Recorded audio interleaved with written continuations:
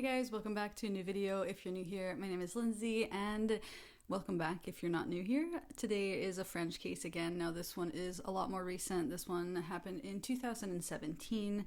Again, major case in France that was mostly mediatized during lockdown. And I am excited to talk to you about this case. It's definitely a sad one.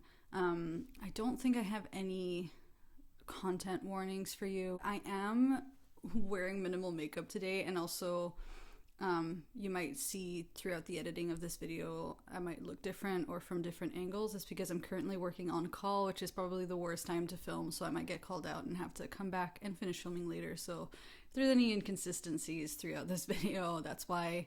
Also, I'm really close to 1,000 subscribers, which I'm so excited about. So if you haven't subscribed yet and you like true crime content or hamster content, please join the group. Please join the channel. It makes me incredibly happy to see new people come. And I love sharing cases, especially French cases, that you might never have heard of. So with all that being said, grab a coffee, get comfortable. This might be a long one. I'm just gonna dive right in. Alexia Daval was born on February 18th, 1988 in Covert, which is a town in the east of France near Dijon. She had an older sister named Stéphanie, and her mother Isabelle worked for the town council, whereas her dad, Jean-Pierre, owned a bar in town. And it was a very small town. I want to say maybe 5,000 people lived there, so everybody knew Isabelle and Jean-Pierre because of their jobs, but also because everybody knows everybody in a small town like that. At the age of 16, Alexia met Alexia Daval, and he was 20 years old, which I must say I'm not a fan of that age gap, but they very quickly fell for each other. He was very shy and reserved, very timid. She had always been more outgoing, outspoken, very vibrant, a lot of energy. Alexia's parents immediately accepted Jonathan as soon as they realized that they were a couple that was very serious. They clearly planned on spending the rest of their lives together, so he was immediately part of the family, and they really treated him as their own son. Alexia got a master's in education, and she went on to work for a bank. She really enjoyed her job. Jonathan got a diploma in IT, and he worked for a company that mainly did IT repairs as well as IT help. After 10 years of relationship, they got married, and it was a beautiful wedding. Alexia's mom, Isabelle, was the officiant because obviously she worked for the town council. She was able to marry them off, which was so personal and so intimate. It was great. It was such a lovely day. They went on a beautiful honeymoon to French Polynesia. They moved into her grandparents' home. They renovated it. They had a pool built outside. They had a cat named Happy, although in French it said Happy, but they had a cat named Happy. They were living the dream life to friends and family. Obviously, they were relationship goals. Like, they were just doing so well for themselves. They were both into fitness as well. They both loved running, and they really wanted to start a family, so that was the next step in their relationship. On October 27th, 2017, Alexia called her mom to let her know she wasn't feeling very well. She had eaten goji berries that morning, and she was concerned that maybe she had eaten too many, or maybe there were some side effects to eating those types of berries. And because she was trying to get pregnant, she was very concerned with what she put into her body. She was very health conscious. That very night, there was supposed to be a dinner at her parents' house with the whole family, so Isabelle was speaking to Alexia saying, "Are you going to be able to make it? You know, you're bringing dessert. Is that still on?" And Alexia said, "Look, no, it's fine. I'm definitely still going to make it. I just don't feel great, but it's fine." Around 5 p.m., Stephanie and her husband Gregory showed up to help prepare for dinner, and Alexia showed up not long after. She had just gone swimming. They were having raclette that night. Ironically, they had it because it's very easy to throw together, and they didn't really have much time to prepare. This was just a casual dinner, by the way. This was just like a family catch-up that they had very frequently. So, you know, it was no fuss. It wasn't like a special event or anything.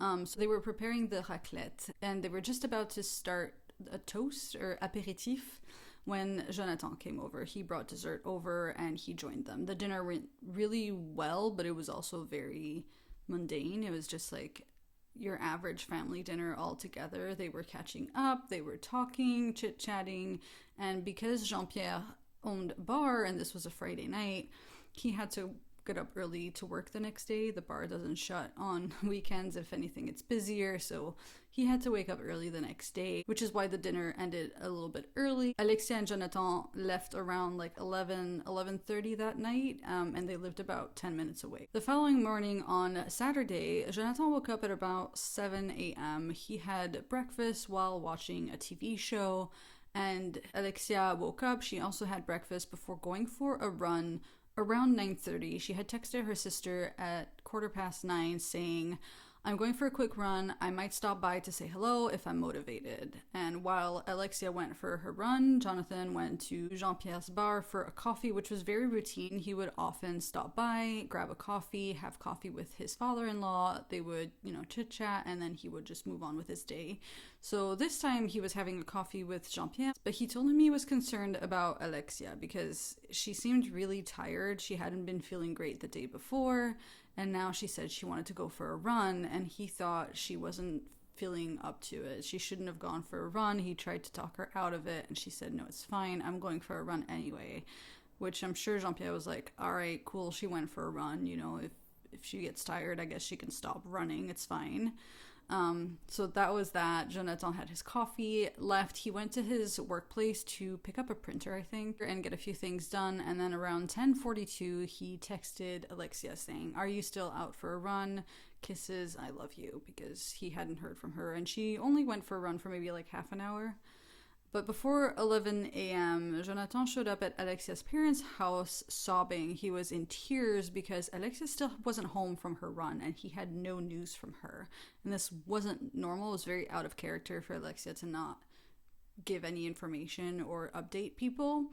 She never ran for that long. She would always text back. Now, her parents thought he was overreacting a little bit. They felt bad for him, but they were trying to calm him down because they thought, she probably bumped into a friend. She'll be home soon. It's fine. She's only been gone for 2 hours. It's really not crazy. But he insisted that he felt like something was really wrong. He had that gut feeling, especially since she hadn't been feeling well the day before. He started imagining all these scenarios where she was no longer feeling well when she was running and maybe something happened to her. Stephanie, Alexia's sister, had just woken up, and that's when she saw the text that Alexia had sent her that morning, and she was like, it's really fine, she'll be back soon. She just went for a run. She probably got distracted or sidetracked. However, he was not feeling any better. He still was a bit upset about this, so Gregory, his brother-in-law, offered to take him in his car and to start driving around to look for Alexia. It's a very small town. If she's out and about, they'll find her in no time. They went over the track where she used to run, but she wasn't there. And they eventually came back to the house. They went to Jonathan's house, actually. They went to their house to see if maybe she had gone home in the meantime. Maybe she was already home. So they went there to check on her. Jonathan ran upstairs, shouting her name, asking if she was home, but she wasn't at her house either. So the next step was to check ER rooms or hospitals to see if maybe she was staying there. Maybe she had gotten in an accident, and that's why she hadn't been in touch as well. However, she was nowhere. She was actually nowhere to be found, and that's when everybody started getting very worried. By 12:30 that day, they went to report her missing to the gendarmerie. She was described as a 29-year-old blonde with shoulder-length hair, wearing bright pink trainers, black shorts, and red glasses. Now, the gendarmes were concerned because Jonathan told them where she would go for a run, but when they looked back on that track or trail, she was, again, not there. Initially, they were looking for maybe a car accident, maybe an accident that would explain why she hadn't been in touch. Maybe she'd been run over, maybe she'd been injured, and that's why she wasn't home yet. However, they couldn't find any trace of her anywhere. Again, just like her family, they grew very concerned because it was also hunting season, so that was another concern to add to the list. But they also entertained the idea that maybe there was a sexual predator around town who could have targeted her because, again, she was a female jogger, and gendarme or police knew just how badly those disappearances end. When, women who go for a run go missing, they usually don't make it back. And that's why they took it so seriously straight away, which is so good to hear, because she is an adult, or she was an adult, and she hadn't gone missing for that long, so they easily could have dismissed it and said, come back when she's been missing for longer. She's also an adult, she can do whatever she wants. However, they looked into this straight away. And it was only once they took out the police dogs, the drones, the helicopters, they started searching through rivers nearby. That's when Alexia's family realized just how serious this was. And Jonathan, of course, was questioned immediately because, first of all, because he's the husband and she's gone missing. Obviously, they need to speak to him, but not so much as a suspect, but more just to get more information about Alexia, because maybe there was more information that he wasn't giving away that would help find her. Maybe there was a place she liked to go to run away. I don't know. They were just trying to get as much information as possible. Now, while he's being interrogated, Alexia's family obviously had to just sit it out and wait at home while waiting for an update. It wasn't just them. Jonathan's mother was also there, and she's an interesting character. She spent most of her time posting on Facebook.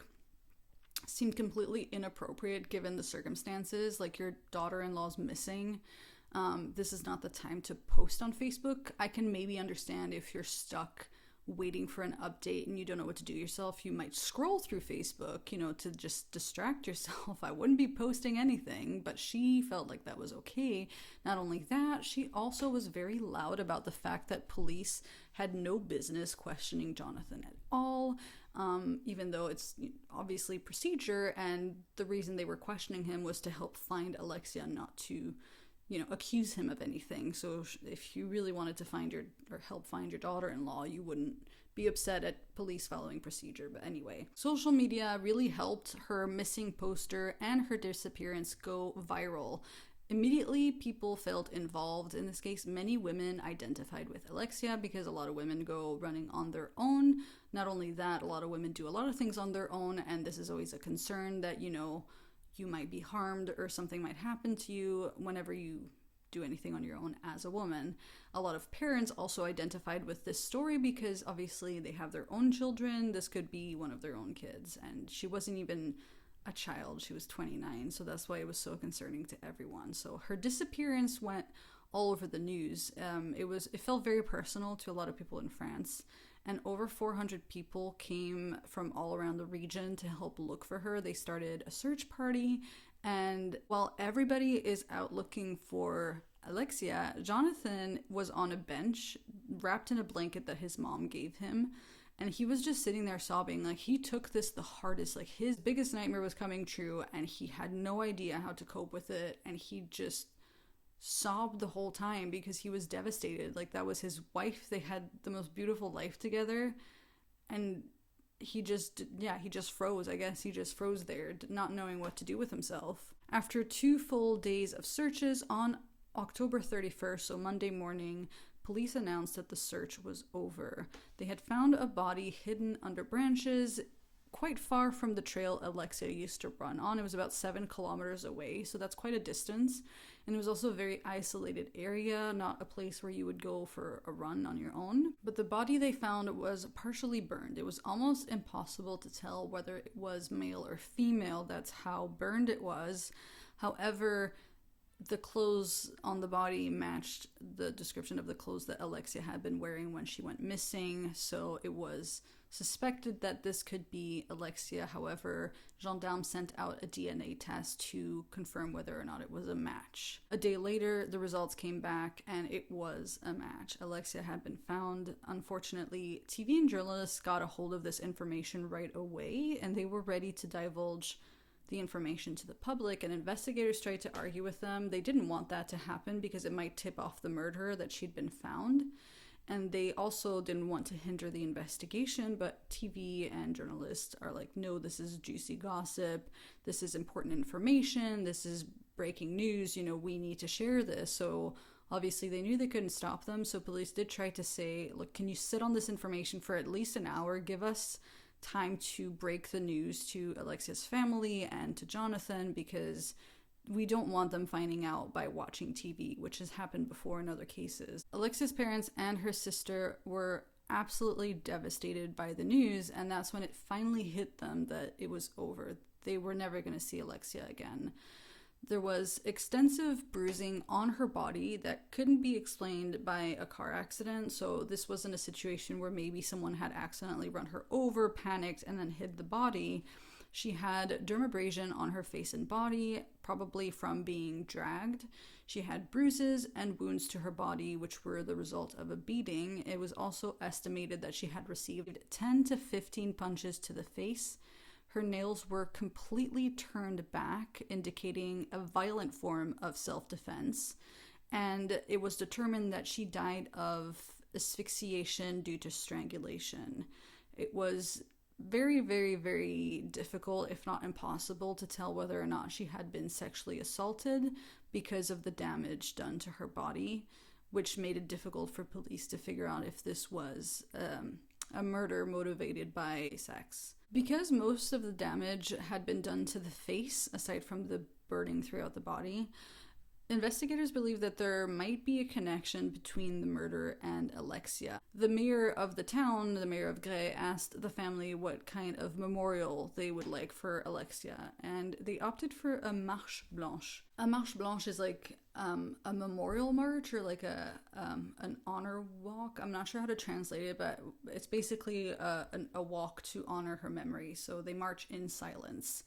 On November 5th, around 9,000 people showed up from all over France to walk behind Alexia's family and show them their love and support. This case affected so many people who didn't even know her, because this was such a tragic loss that nobody wanted to ever experience or think of. This could happen to anyone. The crowd was over 2 kilometers long. The family and Jonathan were deeply, deeply appreciative of the support they got from complete strangers, like people they'd never met. They all carried a white rose, a white and a red rose, so they had 2 roses. And after the march, there was a very short press conference. While Alexia's parents did their best to keep it together, they were really struggling to just put on a front to get through the speech. Jonathan fell apart.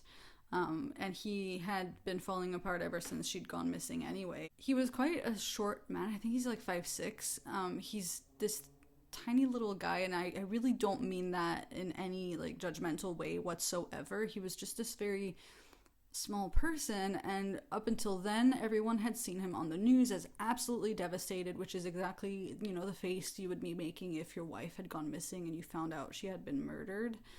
But they had never heard him speak until that press conference, and when he started talking, which he was out of breath, he could barely get the words out because he was so devastated, but he had a very small voice, like a high-pitched voice, so it gave this entire impression of him of like a little kid who's completely broken inside, and people really, really felt so much empathy for him, because that's why he couldn't keep it together. He was just this, almost like he looked like this little kid who had just lost his entire life. In his speech, he said, "My wife and I shared the same thirst of freedom through our sports activities. She was my number one fan. She was my oxygen. She was the force that pushed me to surpass myself during physical challenges. The strength of our couple meant that we would always go above and beyond when it came to activities and our personal lives." He also said that he would really, really miss this fulfillment he got from being with Alexia. This entire affair quickly became a symbol for femicides in France. On top of the Marche Blanche, there was also a memorial run organized, basically a run to go back on the trail Alexia used to run on as, a way to honor her. And while this one was happening in Grès, there was also hundreds of other runs happening throughout France at the same time, mainly organized by feminist groups, women wearing pink shirts, just to show their support, but also in protest of like femicides and violence against women who feel like they can't even go for a run on their own without feeling unsafe. Jonathan did run during the memorial run. He was at the head of the group of runners for that day. Again, he is a very active person. I believe he's run a marathon before. So he was at the head of this, and he kind of organized that bit, which was nice to see. he seemed to be doing a little bit better while they were running. When it came to arranging the funeral and choosing a coffin, Jonathan said he wanted the coffin lined with purple fabric because it was Alexia's favorite color, which seemed very thoughtful and kind. He also asked her parents if he could bring their cat Happy to the funeral home, because obviously ever since Alexia had left, or since Alexia was gone, the cat was very distraught, very disoriented, just felt like the cat was missing Alexia. So Jonathan felt like if he brought the cat to the funeral home, maybe it would be one way for the cat to feel closer to Alexia, obviously on top of the coffin, not inside the coffin. Her parents thought it was incredibly bizarre. The guy was going through it, and they're like, if it makes you feel better, sure, bring the cat, I guess, let it sit on the coffin. I mean, it didn't feel right for the cat. I'm surprised the funeral home allowed that, but again, the cat seemed to be upset. Jonathan was very upset, so they allowed it. And because of the condition Alexia was found in, because of the condition of her body, her family made the decision to not have an open viewing, or an open coffin viewing. So that meant that they would never get to say goodbye. They would never get to see her one last time, which was very, very difficult for everyone involved. On the day of the funeral, Jonathan showed up in his wedding suit, which again felt a bit odd to some people. He had asked Alexia's parents prior to the funeral if that was okay, and they thought it was actually really sweet. Jonathan knew it was the last time he would ever really get to wear that suit, and it felt like a nice way to honor Alexia's memory. A huge crowd showed up to the funeral. Alexia's dad had prepared a speech. He talked about the love he and his family have for Alexia. He also said he wished that every father and every mother could have a son-in-law like Jonathan. After the funeral was over, Jonathan spent most of his time with Isabelle and Jean-Pierre. He was incredibly depressed. He got some time off of work, obviously. He got some bereavement time off, but he would spend most of his days with his in-laws. They would have dinner with him. She would prepare his favorite meals. She would make sure that he would go home with some leftovers. He didn't usually stay the night. He went back to his house, but he obviously didn't know how to be at home all day without Alexia. The house was now empty. I think his brother did stay with him for a while just to help him out in the beginning. Unfortunately, everybody had to start going back to work. So Isabelle and Jean-Pierre had to get back to work, and once the funeral was over and everything was kind of settling, they were obsessed with finding out who the murderer was, because obviously that hadn't been solved yet. They had no idea who had gone after Alexia, and every new person they bumped into, they were thinking, could that be the murderer? Could that be them? And they were worried that the murderer would turn up in their lives at their place of work, especially in the bar, to taunt them unknowingly. So they were suspicious of everyone around them. They spent Christmas with Jonathan, who said that his mother wouldn't be coming over, so they didn't want him to be on his own. If you have lost someone close to you, you know that any major holiday after losing a person is incredibly difficult, especially holidays like Christmas. It was really, really hard. This was their first Christmas without Alexia, and they would never get another Christmas with Alexia, so they absolutely did not feel like celebrating. However, they still invited family over. They had dinner with Jonathan was there. They had Stephanie and Gregory, a couple of other people, family members. The following day, Jonathan spent the entire day sobbing on Alexia's grave. He was still devastated. Again, holidays are incredibly difficult. And around Christmas time, so when family was over, spending time with Alexia's parents, they were trying to talk to them, saying, it's so nice of you to look after Jonathan. It's so nice of you to care for him. But you're grieving too. We're grieving too. He's not the only one who lost Alexia. So we find that it's probably time for him to try and cope on his own, or maybe rely a bit less on you. You have jobs, and on top of that, you still haven't fully processed her death, because they had spent so much time and energy making sure that Jonathan could get through the day. They never really got to focus on their own grief and their own emotions. So family members were trying to point out that maybe this was time to maybe try and get Jonathan to become a bit more independent and, still be there for him, obviously. He seemed to be hit the hardest from this. Obviously, he was the spouse. However, it's a completely different type of grief, losing your child, because obviously that's not how the timeline is ever meant to go. So they were trying to emphasize that maybe it was time for them to really put themselves first, essentially. The weeks following the murder were particularly hard for everyone, even just people in town, because they still hadn't caught the killer. They had no idea who had done this. And now there was a murder, possibly a serial killer, on the loose, and it could be anyone. What nobody knew was that gendarmes had been making amazing progress in this case. They just made sure to keep the investigation very far away from the public and from the media. They wanted no intervention, they wanted no disruption, they didn't want anything to leak. So they were incredibly discreet with the information they got. From day one, gendarmes suspected Jonathan. Obviously, he's the spouse, that's the first person you're going to talk to. However, they had reason to believe that he was involved, and they were determined to prove it. So over 3 months, they interrogated over 200 people. Neighbors, friends, family members, colleagues, people who didn't even know them. They spoke to over 200 people, interrogated them, and found a lot of interesting information.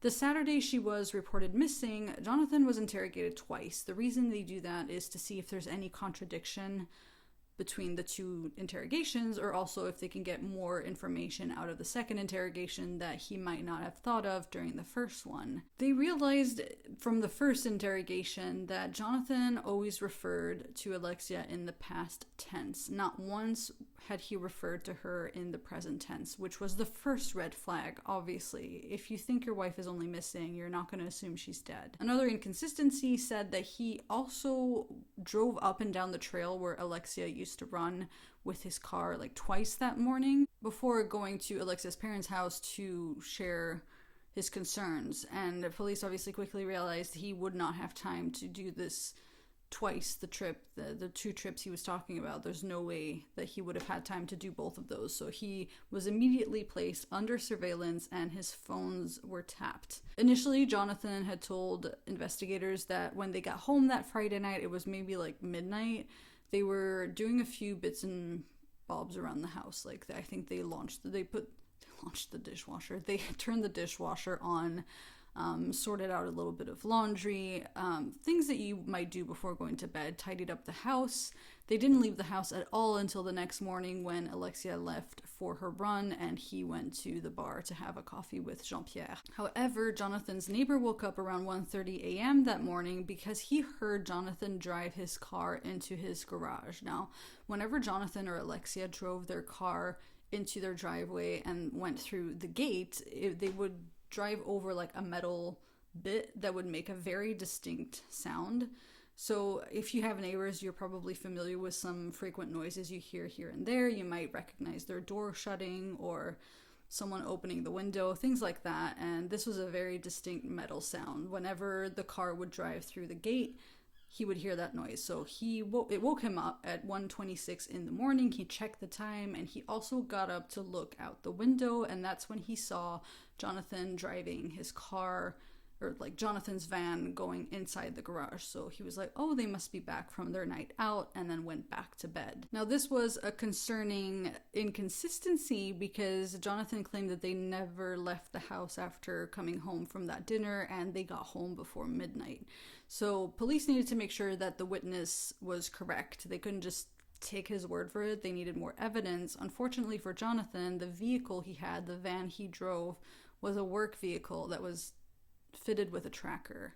So police spoke to his boss, who offered to share the information from the tracker, and it was confirmed that the tracker activated at 1:26 that night, which is when he must have driven the van into the garage, and also activated around 8:30 Saturday morning on top of other times throughout the day. It was also showed that the van was 15 meters away from where Alexia was found. Obviously, by now, investigators know that he's lying and that he's very much involved. They grow even more concerned when they find out that the autopsy results showed that there was undigested salad in Alexia's stomach. Now, they did have salad at dinner the night before. However, Jonathan claimed that she had breakfast before going for her run. If she had breakfast, it would have been found during the autopsy, but if there was still undigested salad, then she must have been murdered shortly after dinner. To help them out in their investigation, gendarmes brought in experts in body language and profiling, and they tried to build or create a profile of the murderer based on the condition and the position of the body. Now, Alexia had been dumped in the woods, however, she had been dumped with great care. She was lying between some trees. Her glasses were sitting on her face properly. She had been covered in a white sheet. And these were all considered acts of reparation, basically meaning that once the crime had been committed, the murderer felt the need to counteract the violence by giving the deceased a form of dignity. This showed care, compassion, regret, and it really made investigators believe that the murderer knew and cared for the victim. So this profile really helped gendarmes believe that Jonathan was behind this. A partial tire track was found near the crime scene, as well as a white plastic cap found under her body. The tire track was a match to Jonathan's van tires. There was actually a fault in the tire, which showed in the partial tire track, so it was a confirmed match to the van. And he had no idea, but the gendarmes were closing in on him. One of the more disgusting elements to this investigation is that Alexia sent her sister a text around 9:15 that morning before going for her run. Obviously, the text hadn't been sent by Alexia at all. The text actually didn't match any of her writing. She always wrote her text messages in abbreviated form, and this message had all of the words fully spelled out. So this meant that Jonathan had texted Stephanie pretending to be Alexia, even though she had already been murdered, which is absolutely disgusting. Another concerning element as well was the night before the Marche Blanche, the one where Jonathan was sobbing and he went on to the press conference to sob through his very short speech. Jonathan and his brother went to see Thor in the cinemas the night before. They went to Dijon, so where no one would recognize them. And on CCTV, he looked completely fine. He had been sobbing the whole time. He could barely keep it together. He was sobbing at his in-laws, saying he wasn't sure how he was going to make it through life without Alexia. But there he was, going to watch a fucking movie with his brother, absolutely fine. That's just a concerning element for investigators. Some of Alexia's family members also made sure to let police know that the spot in the woods where Alexia was found was actually a very familiar spot to Jonathan, because his mother used to take him there for walks all of the time. So that was another connection to Jonathan. With all of this evidence gathered, they still needed a motive. They seemed to have enough evidence to go after Jonathan. However, they needed a reason. Why would he murder his wife when they had everything together? Unlike most people in Alexia's life, police knew that the couple was struggling. They were on the verge of a divorce. The main issue was that Alexia wanted kids. Jonathan was avoiding having sex with her. She had actually gotten pregnant in the summer of 2017. However, she miscarried, and after that, she was more determined than ever to start a family. Through text messages, investigators saw that Alexia viewed Jonathan as less than a man because he wouldn't have sex with her, and he also had erectile dysfunction, so she would bring that up fairly often, but only because whenever she wanted to discuss these things, he would literally run away. He would escape, run away to his mom's house, and only come home when she was asleep. So then most of the arguments had to be over text because he was never there for the actual discussion. So she would basically talk down to him whenever these events would happen because she was incredibly frustrated that she wanted to start this family and he clearly didn't even want to have sex with her at all. So there was a huge, issue in the couple that seemed to be a deal breaker. After a couple of exchanges and after weeks of this happening, she eventually confronted him by text. She was done with this. He clearly didn't want to have children with her and she couldn't live with that. Obviously, she couldn't keep this relationship going if they didn't have the same future in mind.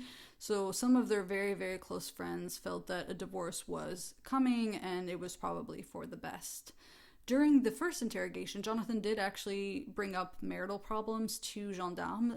He actually said that she had pretty violent outbursts of hysteria.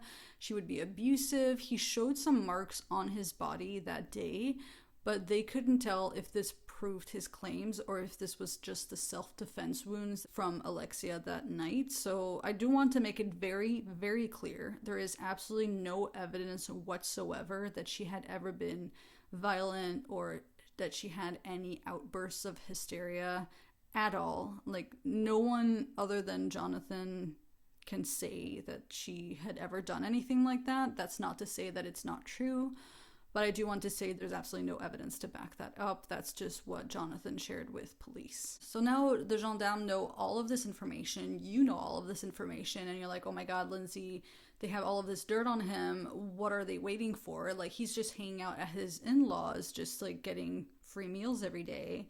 The entire country feels bad for him. Why haven't they arrested him already? And the reason they waited 3 months was because they waited until they had ironclad files against Jonathan. They needed all of the evidence to attack him, not really attack him, but to prosecute him.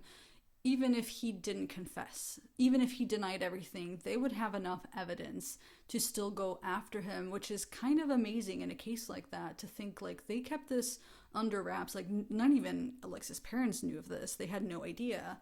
They were so determined to prosecute Jonathan that they were willing to wait until they had all of this information before going after him, which I think was the smartest move. On January 29th, 2018, Jonathan Daval is placed in custody on suspicion of having murdered his wife. The gendarmes go to Alexia's parents' house to inform them of the arrest. Isabelle straight up said, "You're making a mistake. You're butchering this case, and you should be going after the real killer who's out there. Like, you have no reason to go after Jonathan." They were genuinely concerned that there would be a miscarriage of justice and that police would accuse Jonathan unjustly of murder just because he was the husband. And Jean-Pierre and Isabelle told police, like, we've seen Jonathan after Alexia's murder. Like, we've lived with him for 3 months pretty much. We know how devastated he is by all of this. He was barely making it through the day, so if he was the murderer, they would have noticed. They would have picked up on it. They would have seen something. Unfortunately, it didn't matter what they thought of this. Police were still taking him away. Now, before they whisked him away, they cordoned off his house and searched the house before taking him away. They found a can of expanding foam with a missing cap, which was the white cap found under Alexia's body. And they also found some bed sheets with a very peculiar pattern, which was a match to the bed sheet found over Alexia. Gendarmes had prepared themselves prior to the interrogation. That they were so prepared, it was actually amazing. They were ready for any situation. Like, what if he denied everything? What if he didn't talk? What's the best way to speak to him? What's the best way to question him? Things like that. They spoke to body language experts. They really prepared themselves because there was so much pressure on this interrogation that they were ready for any outcome. However, they spoke to him, they interrogated him for hours and hours with breaks. They interrogated him multiple times, confronted him with the evidence, the overwhelming amount of evidence they had against him, but they got nowhere. He wasn't talking. And it actually got to the point where his lawyers spoke to him and said, "Jonathan, there's a stupid amount of evidence against you. You might want to start talking. Like, this isn't looking good for you, and you might want to start telling your story." So after 30 hours in custody, Jonathan finally admitted to murder by accident. He claimed that after the dinner, they got home and she had another outburst of hysteria, and he was only trying to calm her down and make her shut up, and he accidentally killed her by smothering her. Now, he kept the details very vague regarding the actual attack or what happened that night, but once his 48 hours were over, gendarmes were able to put him in jail and charge him with the murder of Alexia. Jonathan's lawyer went to the press to announce the arrest and said that they wouldn't be defending a murderer or an assassin, but a young man who had accidentally caused his wife's death following a heated argument. Jonathan had two lawyers, a man and a woman, and the man went on to say that the relationship was filled with tension, Alexia's personality was crushing him, and her words provoked him in a way he could no longer handle. This was the argument that broke the camel's back, and he snapped. But the way the lawyers spoke about this was absolutely disgusting, and it really started a wave of white-hot anger throughout France. He was essentially implying that if Alexia hadn't said certain words, she wouldn't have gotten herself murdered, removing all blame from Jonathan. Women and feminists throughout France, also men as well, were absolutely pissed and sick of this attitude. They were sick of how casual people acted when it came to violence towards women, and how sick and tired they were of constantly watching their backs because they rarely felt safe.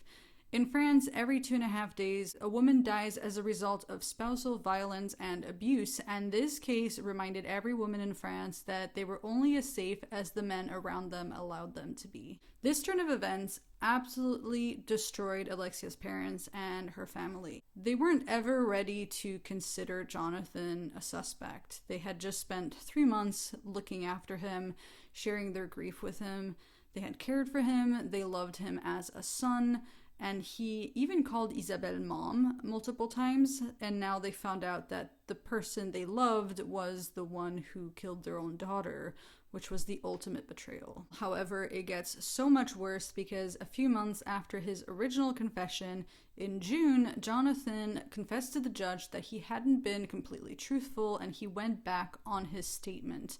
He told the judge that during dinner on Friday night, Alexia and her sister got into a heated argument, and Gregory went upstairs to break up the argument. However, he was the one who ended up strangling Alexia, and that Jonathan and Jean-Pierre made the decision to leave her body in the woods to avoid a scandal. This is literally the most disgusting lie he could have come up with. Because of this new version, the judge was forced to put Alexia's family in handcuffs, and police had to check whether this version was possible at all, even though nobody believed it. They just had to reopen an investigation. And the only person who actually believed Jonathan with this version was his own mother.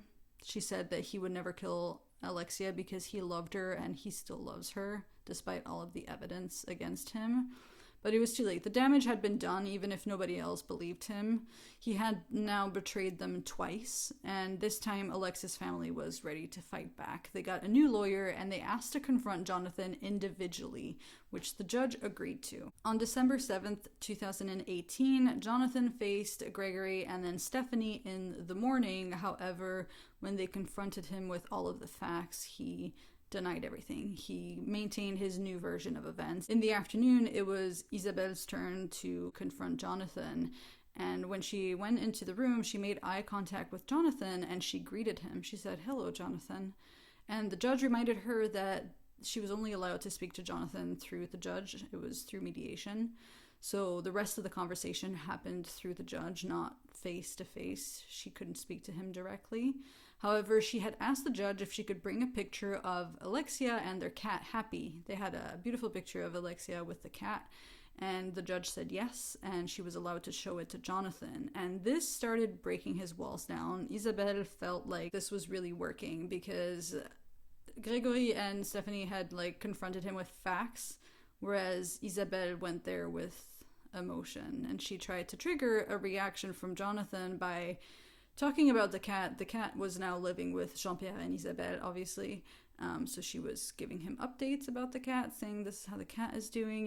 This is a picture of Alexia and the cat, and that seemed to really affect him. Over time, the judge allowed her to speak directly to Jonathan because she felt like that was more productive, and she wasn't attacking Jonathan. She was trying to have a discussion with him. But she did ask him if he ever loved them. She said, if you ever loved us, if you ever loved Alexia, you would start talking. We are ready to forgive you, but we can only forgive you if you tell us the truth, if you tell us what truly happened. And he finally broke down. He started sobbing, he got on his knees, and he confessed to Alexia's murder. He said, "It was me, I can't be forgiven, I'm the one who killed Alexia." And Isabelle pulled him up, hugged him, and she broke down as well. Now, she didn't pull him up and hug him because she was going to forgive him. She would never forgive him. It wasn't because she still cared for him or loved him. It was because the months of accusations against her and her family were finally over. that part of the nightmare was over with and they could finally go back to the truth. The judge organized a recreation of the crime scene in June 2019, and she allowed the family to attend, which was very rare, but I think the judge knew how influential Isabel had been during the confrontation, so she was hoping that the parents' presence would help Jonathan tell the truth during the scene recreation. So the recreation started in Alexia and Jonathan's house, and this was so unbelievably difficult for the family because it was as if time had stopped in that house. Her coat and her shoes were still next to the door. It looked as if she had just gone home for work. She might still be inside that house. It was just so hard to be in the house again where everything had happened. And Jonathan started talking them through what happened that night. Jonathan explained that after dinner that night, Alexia demanded sex from him, and he did not want to. He wasn't interested, so instead of confronting her, he tried to escape, as he always did, and he grabbed his car keys, but before he could leave, Alexia grabbed his arm and bit him. She asked him to be a real man and sent a few accusations his way, and that's when he finally snapped. He hit her head against a wall and hit her face multiple times before strangling her. He said he strangled her for 4 to 5 minutes, and when he showed the movement, because obviously this is a scene recreation, he held it for a couple of seconds, and the judge said, "No, you said you strangled her for 4 to 5 minutes, so you're gonna hold that position for 4 to 5 minutes. Which was incredibly horrifying to witness for the family, especially because the house was completely silent while he was recreating the strangulation on a person, an officer, a female officer who was playing Alexia's role. And I think the point the judge was trying to make was that 4 to 5 minutes is incredibly painfully long, and he had plenty of time to stop strangling Alexia. Once that was done, he said that she fell down the stairs and he slapped her twice to try and wake her up, but that's when he realized that she was dead. Instead of panicking and calling for an ambulance or even phoning Alexia's parents or family, he immediately placed her in the trunk of his car, of his van, and throughout the night he checked on her multiple times because he was clearly in shock and he couldn't believe she was actually dead, so he checked on her multiple times to see if she really was dead. He also took some of her sleeping pills to try and get some rest that night, and it's only in the morning that he came up with the idea of the disappearance after going for a run. She had already been wearing the clothes, like the shorts and the top that she was wearing when she went missing. So all he did was put her glasses on her, put the trainers on, and he started driving to the woods. Now I do want to point out that during the scene recreation, when he says that she insulted him and then bit him, that's his version of events. Again, we don't know if the bite happened in self-defense or if she really did attack him while he was trying to leave, but that's the version he gave for the recreation. Now, the second part of the recreation happened where the body was found, so they went all the way to the woods all together, and he showed them how he dragged her body by the feet. I think this was the interesting part of the scene recreation. A lot of people speculated that he had an accomplice because it's really not easy to move a body on your own. However, when he showed during the scene recreation how he dragged her by the feet, they realized that clearly he was fully capable of carrying this entire scenario on his own. It was actually incredibly disrespectful, especially for the parents, to see how he treated her body once she was dead, because he just pulled her by the feet out of the van so her head fell on the ground, dragged her all the way to some trees, and then that's when he covered her in a sheet. Now, most of the elements added up to the evidence, except for the cremation of the body. She had been severely burned, but he insisted that that wasn't him, and Alexia's parents begged him for a confession.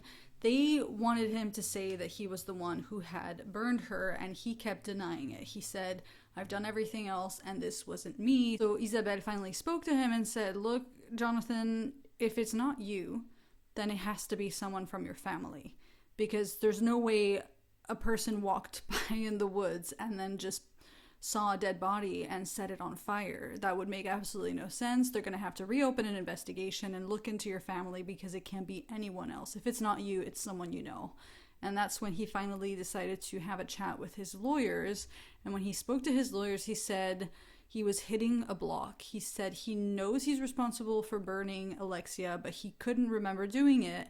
And it was too much to confess to. He honestly, it was too horrible of an act to confess to. So the lawyers say, you know what, take a break if you need a break.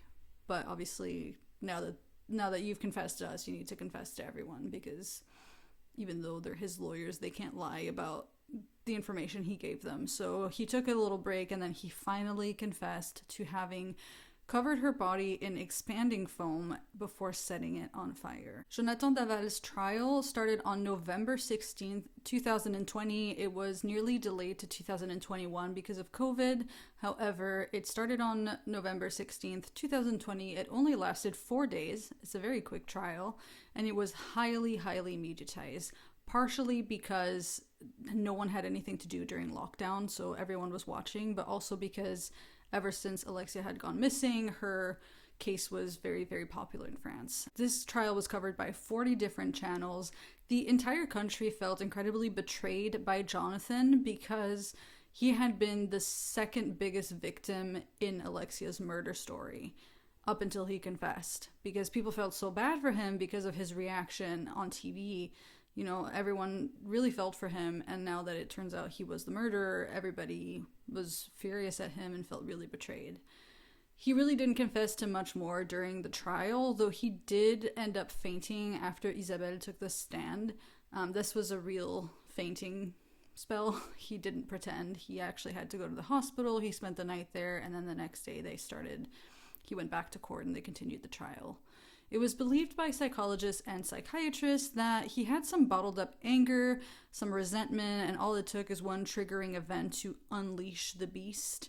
It's very strange that it even came to that. It was so unnecessary because they could have just divorced. Obviously, in hindsight, it's easy to say they could have just had a sit-down conversation and said, you know what, neither of us want the same things. Maybe we should call it quits, but obviously that's not how it happened. But it was also speculated that he really loved being a part of her family. So even before murdering her, he didn't want to lose her family on top of losing her. He didn't want to divorce or leave her. He just didn't seem to be ready to start a family.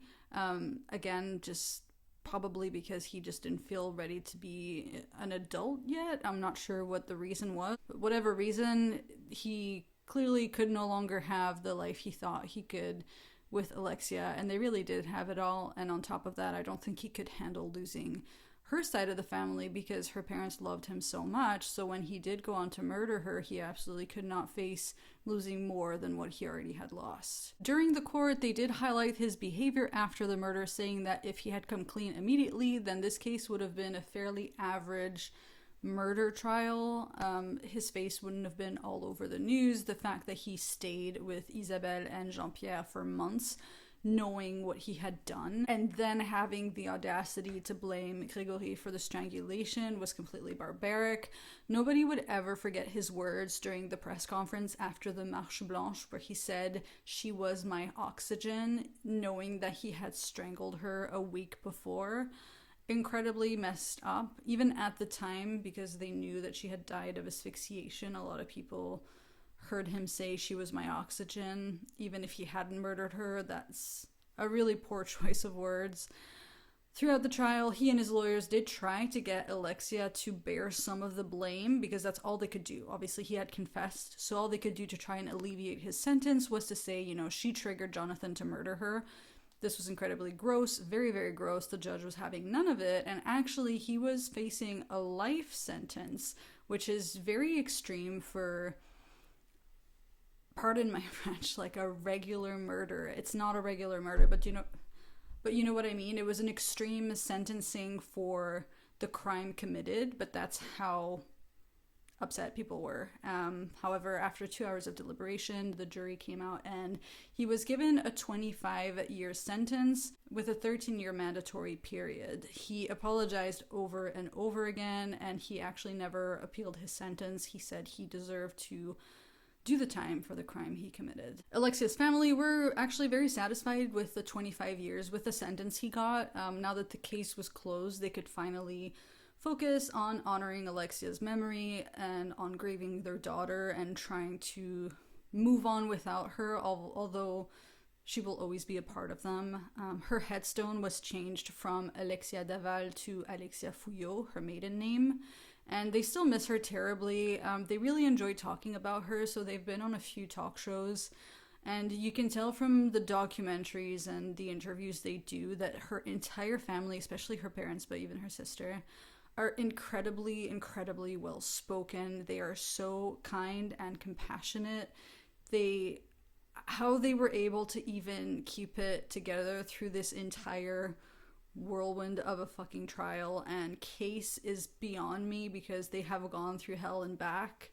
But Alexia's dad always carries a picture of Alexia in his car, and they still try to talk about her and bring her up just to keep her memory alive. I have to say, I've covered quite a few cases regarding true crime on my channel. This one is one of the few that actually made me cry while watching some like documentaries and interviews with the parents, just because it was so senseless. Like, she just wanted a family. She wanted kids. That's all she wanted. She wanted kids, and she wanted them with Jonathan.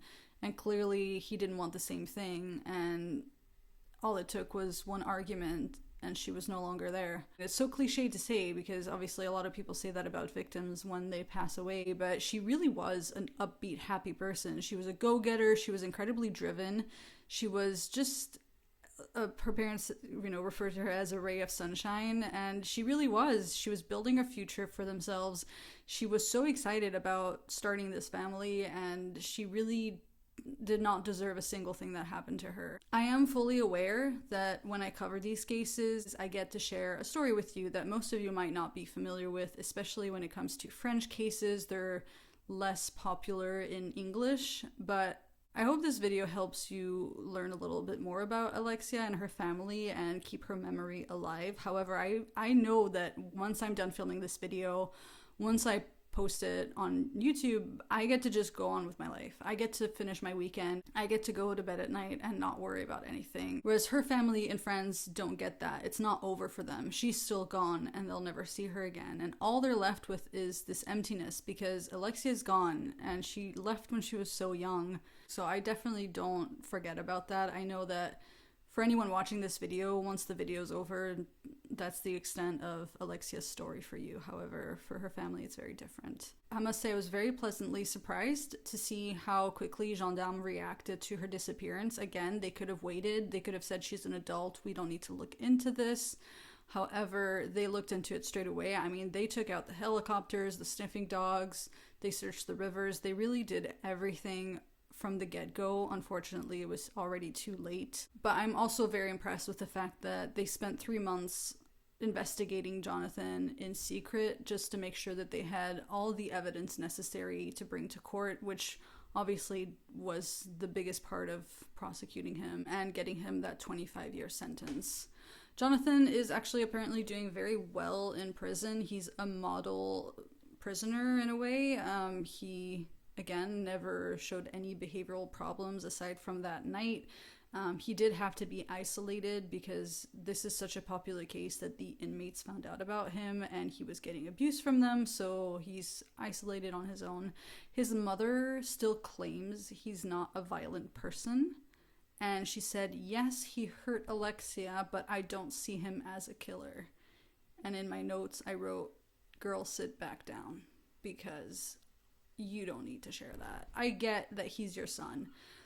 He hurt Alexia, but I don't see him as a killer. He killed her, so I don't know. I'm not gonna argue with that, but that was just a comment I felt like adding to this video. So anyway, Alexia's parents wrote a book in October 2021 called Alexia, Our Daughter. Unfortunately, Jonathan's lawyer felt the need to also write a book. He thought it would be a great idea to write a book, and he titled it, I Wanted Her to Be Quiet. And I refused to read it. I don't even know what it's about. I'm assuming it's more about maybe Jonathan's side or the lawyer's perspective on the case. I don't need to know, because I feel like the titles are incredibly fucked up. So anyway, as far as I'm concerned, the only book that matters is the book that her parents wrote about her. That's it for today's video, guys. Please let me know your thoughts on this case down below. This one was particularly sad. It really just, I find it so sad. I know some of the cases I cover are more like depressing than anything, or really just really hard to get through. This one, overall, I find it very sad. I feel so bad for her parents and her family. The things they've gone through and the things Jonathan accused them of, even though he was responsible, I think it's just so incredibly messed up. And to see how they're doing to this day, they're still powering through. It is quite inspirational in a way to see how strong they are. But this case was definitely very sad to me. So let me know what you thought down below. If you had heard of this case before, maybe you have. It is quite recent, and it was very mediatized in France, probably abroad as well. If you had heard of it before, let me know. If not, let me know if you have any other cases you'd like me to cover in the comments down below. And if you like this video, please like and subscribe, and I will catch you in the next one. Bye.